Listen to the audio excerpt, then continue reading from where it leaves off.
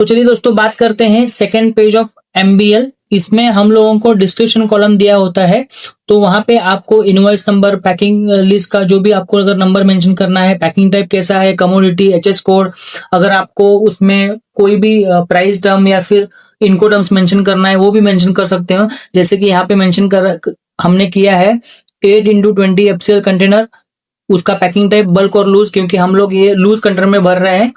यहाँ पे packing 25 KG या 50 केजी का पैकिंग नहीं है, इसलिए हम लोगों ने यहाँ पे बल्क और लूज इन 20 एफसीएल ऐसे मेंशन किया है। उसके बाद है इंडियन फीड व्हीट, ये कमोडिटी का नाम है, उसका ओरिजिन इंडिया, इनवॉइस नंबर आपको मेंशन करना है। उसके बाद जीएसटी नंबर और जीएसटी टाइप, अगर जीएसटी नंबर और जीएसटी टाइप आपको मेंशन करना है तो भी आप कर सकते हो, अगर नहीं करना है तो भी नहीं कर सकते हो, उसमें कोई ऐसा मैंडेटरी कंडीशन नहीं है। उसके बाद आपका पोर्ट का कोड आएगा, प्राइस टर्म, कभी कभी क्या होता है, अभी ये प्राइस टर्म जहाँ पे मेंशन किया है ना, कभी कभी बायर का रिक्वायरमेंट रहता है कि I want to be mentioned in the description, कि मेरा जो अभी इनको टर्म है या फिर जो भी टर्म्स हमने डिसाइड किए वो मेंशन किए जाने चाहिए बीएल में, तो वो केस में आप यहाँ पे मेंशन कर सकते हो। उसके बाद में पैकिंग टाइप यहाँ पे मेंशन किया है, सेल्स कॉन्ट्रैक्ट नंबर, उसका डेट और gross weight, net weight. Gross weight और नेट वेट ये बहुत ही इंपॉर्टेंट है, ये आपको मेंशन करना ही करना है। सेल्स कॉन्ट्रैक्ट नंबर, अगर आपका बायर के साथ कोई भी कॉन्ट्रैक्ट बना है तो आप उसमें मेंशन कर सकते हो, अगर नहीं किया तो भी कोई प्रॉब्लम नहीं है, ऐसा मैंडेटरी कंडीशन नहीं है। अभी आपको मैं एक गोल्डन टिप बताने वाला हूँ शिपिंग बिल नंबर के बारे में।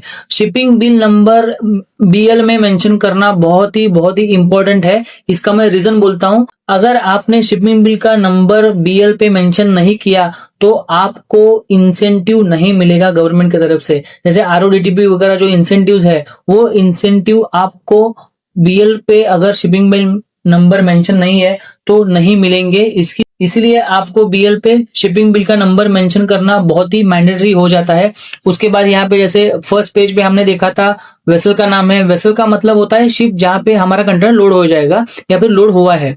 उसके बाद बीएल का नंबर आएगा, place of receive, place of delivery, ये सब चीजें यहाँ पे मेंशन की जाती है। हर एक लाइन का अलग अलग फॉर्मेट रहता है। ये एक इंटर एशिया लाइन का मैंने आपको एमबीएल का एक फॉर्मेट बताया है।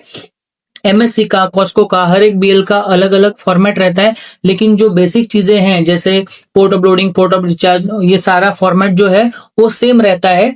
तो आपको खाली ये ध्यान रखना है कि जो भी चीजें आपने बायर के साथ में डिस्कस की है या बायर के साथ में एग्री की है तो वो आपको यहाँ पे मेंशन करनी होगी। और दूसरा सबसे गोल्डन टिप मैं आपको बता रहा हूं कि अगर आप किसी भी नए बायर के साथ काम कर रहे हो और आपका फर्स्ट शिपमेंट है तो आप ये मेक श्योर करो कि जो भी बीएल ड्राफ्ट आपको अपना फ्रेट फॉरवर्डर या शिपिंग लाइन भेजेगी वो आप बायर को भेज दो अप्रूवल के लिए।